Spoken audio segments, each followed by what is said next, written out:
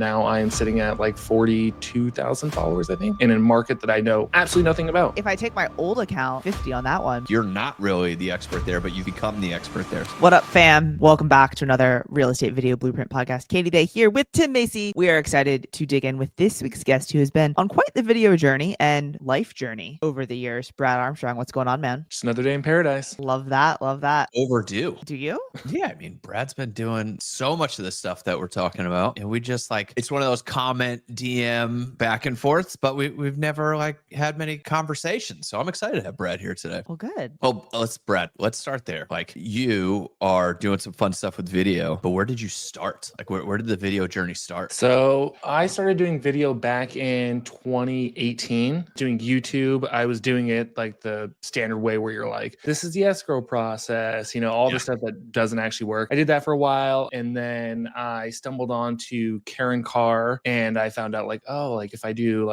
more localized content and stuff like that. And so then in early 2019 or late 2019, 2020, I started doing that type of content, started seeing a lot of success with it. And I was like, oh man, there's something here. And so I was like, shiny object syndrome. I'm like, I'm going to create an agency for agents, and I'm going to do the editing, do everything for them. And then they control the business, because I love marketing. I'm not huge into actually selling real estate. I'd much rather generate the leads and then be like, you guys have it. This is what I like doing. And so I did that for probably about 2 years after starting my channel, and then kind of got burnt out on that, knew that we were going to be relocating down here to Arizona eventually. And so I was like, well, there's no sense in reigniting my channel if I'm going to be moving. And so in 2024, we relocated down to Arizona. I actually contemplated not even getting into real estate anymore. I thought about maybe I'm just not going to do it, and be good exit right now. And then one of my wife's coworkers had to relocate down here as well. And she's like, when you get your real estate license, because I want to buy a house. And I was like, I guess I'm getting my real estate license then. And I did it. And that's all that it took.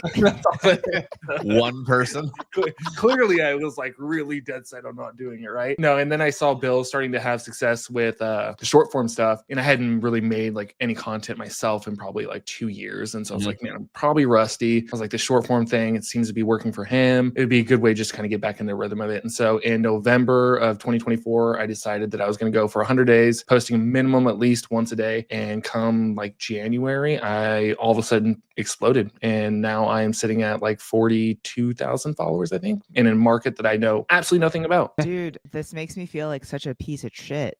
I think so we have a little group message. I think in the group message, I'm pulling up the rear of followers. Place. Yeah. Damn. I think Rick's got 35 or something. No, I'm only at 30, bro. Oh, you're only at 30? Yeah. Oh, my bad. No, it's okay. It's okay. Let me see. No, Rick's at 40. Oh, he's at 40 now? Go Rick. Go Rick. Yeah. Love that for him. If I take my old account, my moving to Texas account, I'm at 50 on that one. But the new account, Josh was trying to pass me, but I was holding him off, and then he passed me, and now he's just freaking crushed me because he's at 35. Anyways, sorry. I just had a terrible moment. Man, I'm done.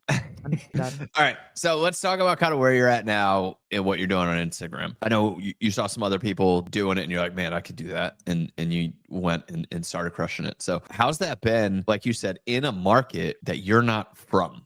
You're not really the expert there, but you've become the expert there. So tell me about that journey. Yeah. So it's actually been kind of interesting because initially, I had some serious imposter syndrome, because I'm like, I don't know anything. People are going to reach out and ask me questions. And I have a group of friends that they're like, listen, no one knows anything. Just go for it. You'll learn along the way. And then I was reminded too of Ken Pozak's story where, he moved to Orlando, didn't know the area really. And he just did 100 days to learn the area. And sure enough, now after doing this for 6-7 months, I'm like, I know the area pretty well, as far as developments and all that kind of stuff goes. It's interesting still because people will reach out and they'll be like, hey, what do you think about this neighborhood? And I'm like, I don't even know where that neighborhood is. Let me Google that. So it just forces me to actually kind of get out there and understand the market more so than just being hey, I'm just going to cold call FSBOs or whatever. This gives me the opportunity to actually learn and understand the market at the same time while generating business. Love it. You're doing the local news thing. I know a lot of agents have grown a following with the local news stuff. How's business been on the conversion side? Well, I will be completely honest. I am atrocious when it comes to conversion. I have probably generated in total probably 60-ish leads. Most of those are for new construction. So like if I can figure out like the process, like those would be just slam dunk, right? Super easy transactions. But yeah, so most of them has been new construction type stuff. Like I sold it from Bill, but talking about like lower interest rates, like that just gets people like raising their hand like crazy. And I'm like, okay. Well, and I was just saying, you just recently had one that did really well. And so I've been thinking about like, okay, how can I replicate this? So you had, I think it was like a new master plan community. Yeah. So we talk about that. And so what I like about it, and especially like you starting new, right? Like a lot of us that are doing the local news stuff, it's like we've already been in the market. But for you, it's like you're learning the market, you're learning, the short form lead gen stuff. Cause like I know you were a YouTuber before. So talk about like that and then how that's been as far as creating conversations, because you got a crazy amount of DMs. Yeah, that one was crazy. So it's funny. I was talking with some friends and I was like, look, man, like Rick over here in Orange County is crushing it, converting leads. Like they're like, well, what's he doing different? I was like, well, he is doing a lot more call to actions than I am. Yeah. And they're like, we'll do more call to actions then. I'm like, damn. All right. Okay, I guess so. And then so I was like, okay, well, maybe if I put one earlier in the video, because I looked at my average view duration and most people were jumping off around 15, 20 seconds. And so like that script that Katie's talking about, I actually plugged in a DM or a call to action to have people DM me at the 15-second mark. And I mean, I had probably 20 people directly DM me. And then I haven't gone back to look. I probably should, because the people were commenting new like crazy. I didn't even know it was happening. My wife's like, what are you going to do? And I'm like, what are you talking about? And I was like, oh, people are commenting on it too. Sick. Okay. I'm glad you follow directions. Brad. We need to work on getting some more automation set up on your shit so that this stuff doesn't fall through the cracks. Yeah, no, for sure. I do think though we have this piece where we don't want to be that agent that's always asking for business and has no following, right? Like, because we've seen that, and then we build a following and we still don't want to ask for business.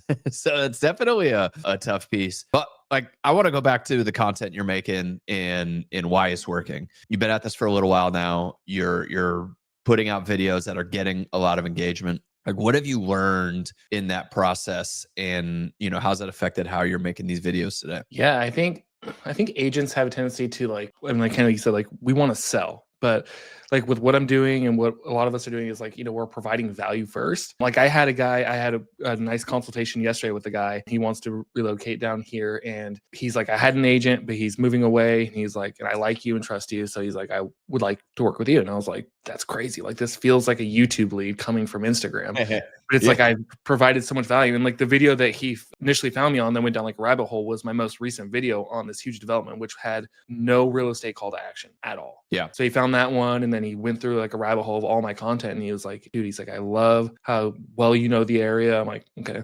But yeah, so it's crazy. I think that's probably been my biggest takeaway is, like just leading with the value first as much as possible. But what about on the videos that you're making? Like, what's your process look like? How are you making them so you get engagement? Because the thing that I do like about a lot of your videos is how many comments you're getting, like how much conversation you're having on these videos. And so what about your content do you think is getting the amount of comments that you're getting? Well, I always have an engagement question towards the end of my video, and it's usually a double-edged sword where I'm like playing on both sides. I'm like, do you think this development will be a huge impact in the valley, or do you think this is a waste of taxpayers' dollars? And so you get both sides with that, and they get in the comments, and then they just go at each other. Like I probably should be more active in my comments, but I pretty much just post and ghost. Yeah. Like every now and then I'll like jump in and like I love this is this whole episode is like Brad crushes it and does all these things right, but also does so many things wrong. It's going to become a Brad coaching session of like, bro, have a call to action, actually engage with your comments. Yeah. do what, or pick what Brad is doing and don't do that. And don't mess it up. Do what he's doing, but better. Do and actually get business. So I want to talk a little bit about your shift from long form to short form, right? And then so let's start there. Like shift from long form to short form. Like what did you take from like doing years of YouTube videos and generating business from that into like your call to action? Like one of the things that you just said was you're like, oh, I've looked that the average view duration is this long, right? Like that's a very YouTube, like when does it fall off? When do people leave the video? What else have you kind of gleaned from doing long form? Man, that's a good question. So obviously like, yeah, being able to look at your analytics, Rick actually talked about this too, like, seeing like where people are like watching from, like, because you can see like, oh, Mesa, Tempe, like I could see the town. So I'm like, okay, I can go into my analytics now. And I learned this from like doing YouTube for so long. Like, you live in your analytics when you do YouTube. Like, that's the best way to grow your channel. And so like now if I'm like, okay, I know for a fact if I do a video on a development in Buckeye, like it's almost guaranteed to, do 30 to 50,000 views no matter what. Like, I could do no editing and I know it's going to perform well because I know that's a hot topic and a lot of my people watch in the Buckeye area. And so, yeah, I think analyzing the analytics, and then also just like already being comfortable with like talking on camera. I mean, initially I was a little rusty still because it had been so long, but I think a lot of people will start like doing this and then never have any video experience. And you can just tell, they're robotic, they're stiff, they're not natural at all. Like, they seem awkward. And then, it just takes time. And it's like, I have already had, probably hundreds of videos I've recorded in the past under my belt. So it's like, I could just turn on the camera and I can talk naturally and not really worry too much about it. So, and I think that helps a lot too, because when people are watching these videos, when you come across as robotic, they're like, this person just seems fake. Like, you're not a natural person. Unless it's completely AI, and then they're like, that's is this a real person? Listen, or your last video you did, Katie, I didn't even realize that was AI until Josh said something. I was like, oh man. Wait, which one? I don't know. You sent it. I think it was the green screen one. Yeah. You were like, I won't know if it's a green screen or not. Like, oh, my bad. Well, they're all green screen, but yeah, that one was definitely AI. So that's amazing. Like, but that's also because like, even if I'm doing a YouTube video, like, I'm not like, this is what you need to know. I'm like, this is what you need to know. And it's very like even keeled, right? Yeah. No, I love that. And so I know, before we hopped on, you were like, I was asking you about YouTube and you said you hadn't really started it yet, but it's something that you want to get to. But before I ask my question, what's the area that you said that whenever you do a video, it's going to get at least 30,000 views because it's a hot spot? Buckeye. Where's the area? Buckeye? You need to make Buckeye. Okay, so you need to make a landing page on your website about Buckeye and start putting some content on there so that you can drive people to your website and they can go look at properties in Buckeye. I don't have a website. Brad. All right. So I know technically I do. I have Lofty. I have Lofty, but I have to actually get in there and like set it up. Brother, then make a flipping landing page. We're here to sell real estate. I love that you love creating content, but like, the monetization you're going to get when you hit 10K on TikTok is going to be like $7 a month. So like, you're not feeding the family with that. Right. Okay. So back to my question. You said that before we started recording, you said like, yeah, I'm going to start doing YouTube again. If anyone's watching this video and sees his background, it's like, it's top notch. He's got great lighting, the books are illuminated on his books, on his dresser, bookshelf, or whatever is behind him. It's ready to go. Right. What is your game plan for starting YouTube? So if I were an agent and I'm like, I want to start a brand new channel, you already have the experience. So what's your 1, 2, 3 punch? Yeah. So with my channel launch, what I'm planning on doing is I'm going to launch with 3 videos.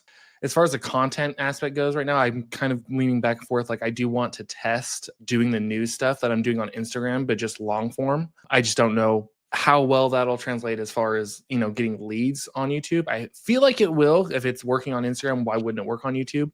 Burn, he's doing it right now. I think Bill's done one video as well like that. But, just doing the typical relocation type of stuff, touring neighborhoods. I do plan on so I've seen personally, you guys might have seen this too, like almost want to call it like the dumbing down of content creation, right? Where everything's just like super raw, authentic. And so my approach is going to be very similar to that, where like, I'll probably just go do like a driving tour of a neighborhood, have a voiceover of it, basically take what Roland's doing with his home tours, but doing it with neighborhood tours. And kind of going out there and just starting from like super niche neighborhoods and just slowly building up. Because there's a ton of big agents in my market doing YouTube. And so for me to try to come out and just, swing for the fences probably isn't the best move. Well, and I think there's definitely a big opportunity to do a different style, because I think in your market, I'm pretty sure you've got a lot of agents that are on YouTube kind of all doing the same thing, right? Kind of doing all the same stuff. And so definitely opportunity there. We see that a ton on TikTok, right? That the more raw, less edited, more authentic stuff does far better.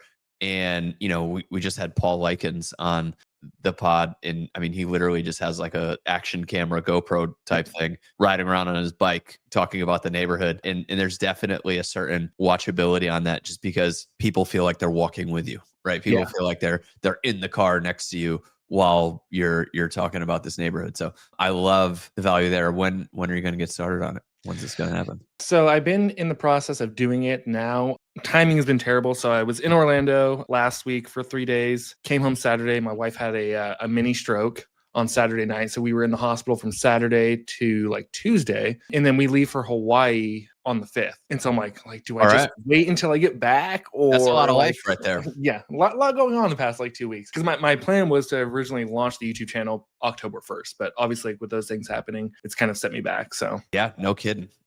So how much time do you spend on the local news stuff? Like a week, do you think? Like what's your production look like? I can do a video in 45 minutes. So one video takes you about 45 minutes. Yeah, so sourcing the article, writing the script, editing it, posting it, 45 minutes. How are you digging in on that? Like, you're using AI to help with the script writing, right? Yeah, 100%. And then you have a custom GPT that you built for yourself, right? Yep. Okay. And then you're shooting with your phone? No, I have a DSLR. Oh, camera boy. Okay. Yeah. Love it. All right. So a little bit higher quality. So the edit does probably take a little bit longer because like phone, you just shoot it and drop it. Yeah. And I quit using CapCut a few months ago, and that actually slowed me down by switching back to DaVinci. But now I kind of have like a system in place to where like it doesn't take me that much longer. Scared of the copyright? Yeah. I was like, I don't know. I just don't know what it is. Like, what happens if, like 3 months are like, hey, like we own your content, like you can't have it on your page anymore, like something like that. I don't know. I'm with you. I deleted. I think I deleted CapCut. Yeah, I don't use it anymore. Katie's like, you don't make videos anymore, but that's not the point, Katie. All right. Not as fun when you take the dig from me. The joke right from you because I could see you're about to say it. What, Brad? Do you have any like hacks that you think help you find good articles? Do this quickly. What do you got? So I use an AI app called Feedly. And so Feedly, it basically curates a news feed that you can track websites, blogs, emails, and it puts it in an easy to read spot. And so you can just scroll through. So like every morning I'll just roll through and be like, okay, here's one from the Phoenix Business Journal. Here's this one. And like you can track multiple sources. You can do podcasts, YouTube videos, all that. So like I run everything into Feedly. So like tracking city council meetings, those get pulled into Feedly, and then I'm able to pull those into like transcripts using automations and stuff like that. And so how many possible topics is that giving you? Oh man, I get probably 20 to 30 in there a day, roughly. I mean, not all of them are good topics, obviously, because it's whatever they post gets put in there, but I tried to filter it down a little bit because you can add tags and stuff. So it can anything that says like development or city council. So it's kind of just a slow process of getting it like filtered down. But yeah, probably about 20 to 30. And then how do you decipher like which ones are going to be the ones that you make content on? That's a great question because I don't think there is anything really that works. So like my best performing video hit 1.2 million. I saw the article, wasn't going to do it. I was like, nobody's going to care about that. Like, why would I ever make that video? I mean, then I saw 2 other agents that were also trying to do the green screen stuff make that video. And I was like, okay, well, they made it. Like maybe I should. Maybe I shouldn't. And sure enough, I did it. Like I have people in Washington sent it to my lender partner. He's like, you should follow this guy. And he's like, I work with that guy. It's just crazy. Yes, it's hit and miss. I mean, now I think more now that I'm like been doing it, I can tell like, okay, this one for sure will. Anything with like planes, travel, those always seem to hit. Yep. To big developments and crappy locations, those hit. People love that. My video I posted yesterday, day before yesterday, I think it's at 200,000 views now. Everyone in the comments is like, why would you put almost $1 billion development in one of the worst neighborhoods in Phoenix? And I'm like, I don't know. That's a good question for the people that are doing the development. Yeah. And so, just kind of finding like things like that kind of stand out where you're like, okay, that doesn't really make sense to me. If it doesn't make sense to you, it probably doesn't make sense to other people. And then you're doing something I like, which is you're doing an image, a video in the middle, and then an image at the bottom, and you have some kind of cool captions. So like talk to me about the editing process there. Yeah. So I'll take the renderings or photos from whatever article it is. Depending on how many images there are. Sometimes I'll plug it into Nano Banana and be like, hey, give me this angle of this image. And so it'll change the angle of the image. And then I'll take that over and I'll go put it into Google Flow or VO3 or whatever.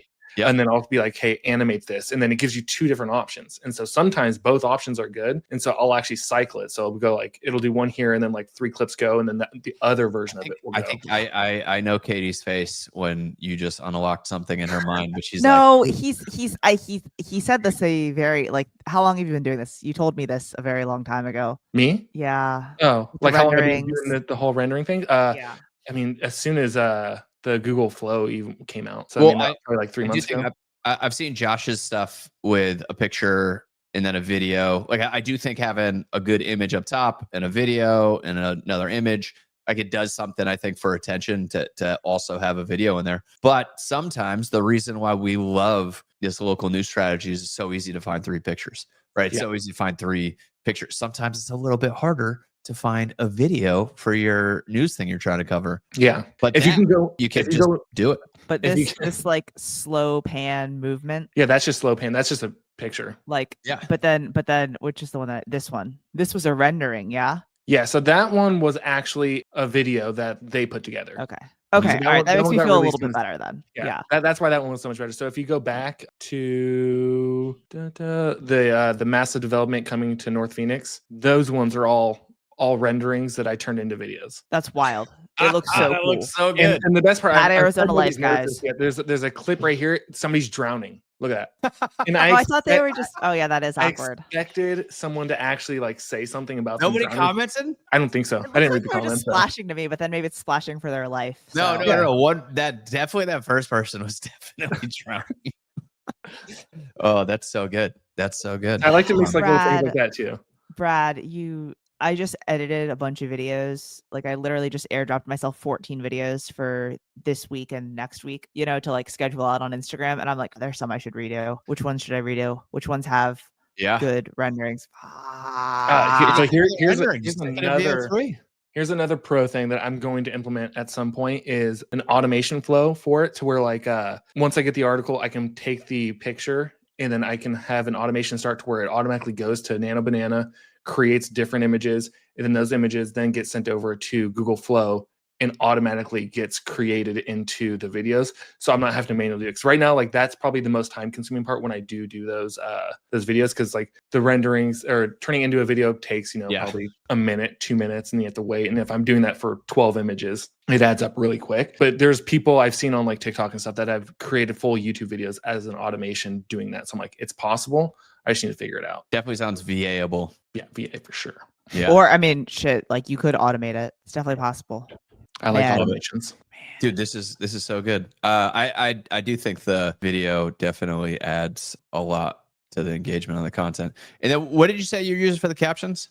I use DaVinci. So there's a guy named Mr. Alex Tech who does tons of stuff on DaVinci on like how to use it and stuff like that. He created his own subtitle pack, and that's just one of his in there. Like presets or whatever. Yeah, a little preset, because that was the biggest thing I think coming from CapCut into DaVinci was like the captions in DaVinci originally just sucked, and so this guy made them, and I was like, oh, okay, this is much better. I was like, I can stick with this. Now, are you doing anything on stories? I do. I just don't do it very frequently. But when I do, I mean, I get easily, 3,000 to 4,000 views on my stories. So it definitely works. I mean, that's where, gosh, I got like 30 or something like that leads from was through my stories. Imagine that. Yeah. It's almost like it works. Yeah. Weird. Weird. Huh.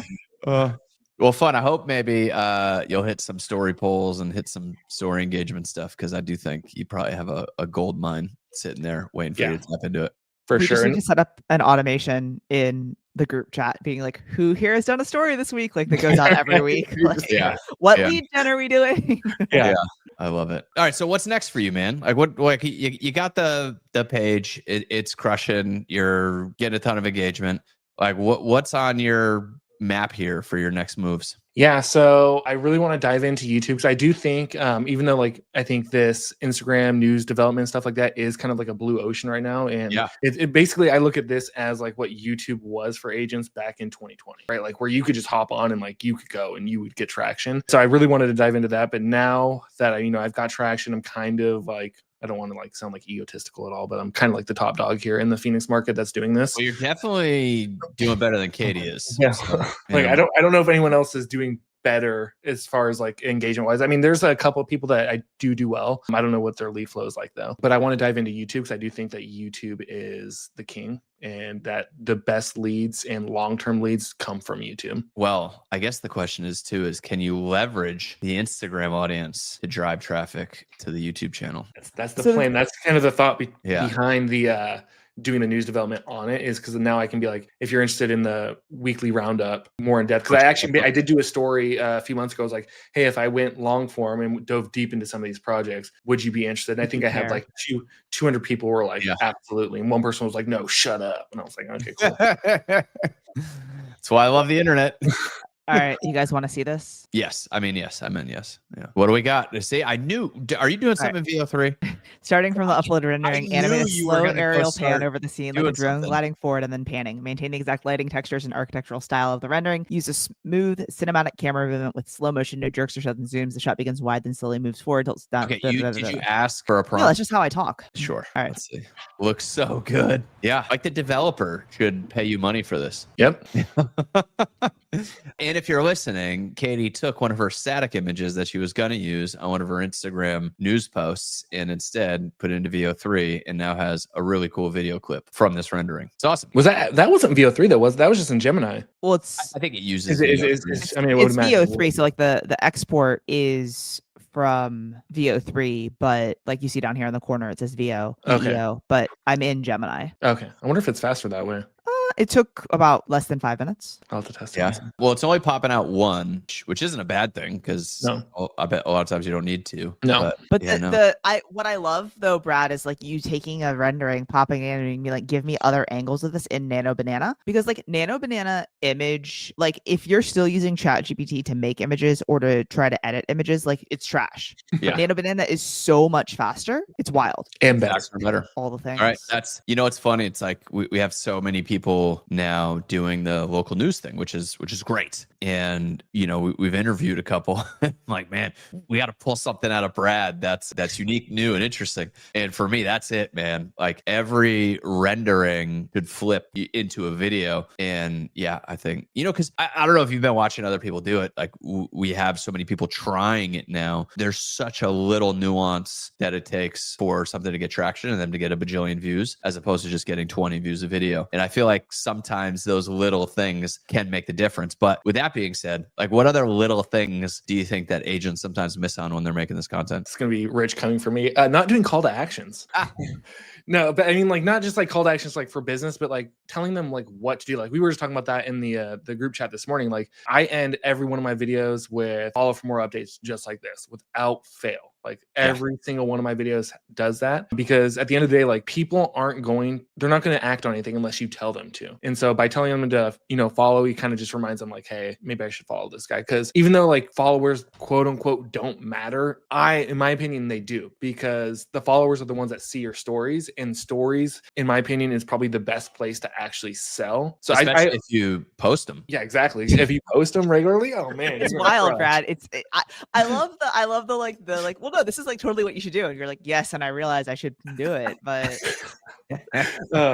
yeah, no, I mean, I look at it as like the reels is like where you gain new audience. The static images is where you can gain new audience, but you kind of like nurture the ones you have. And the stories is where you sell. Like that's kind of like how I look at those three different avenues as far as like content goes. And the nice thing too about like this Instagram thing is like, to me, it's more like a faucet, right? So like I can turn on and off the leads whenever I want based off of like what story I post or like what call to action I put in the video, versus like YouTube where it's more like, hey, like reach out, call, and you're waiting more passively. So this kind of gives you like both avenues. It's like I have passive leads coming in from YouTube, and now like, hey, it's been a slow week, like let's crank it up, let's do a video on low interest rates and get 50 leads real quick. Quick. Must be nice. No big deal. Just real quick. Yeah, I love it.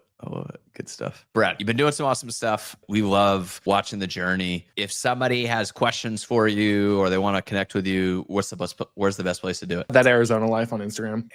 That Arizona life on Instagram. Got it. I like it, man. Good stuff. Well, we appreciate your time, man. And thanks for dropping the VO3 nuggets on us. I think, we got a lot of good tactical stuff out of you today. Awesome. Well, thanks for having me on, guys.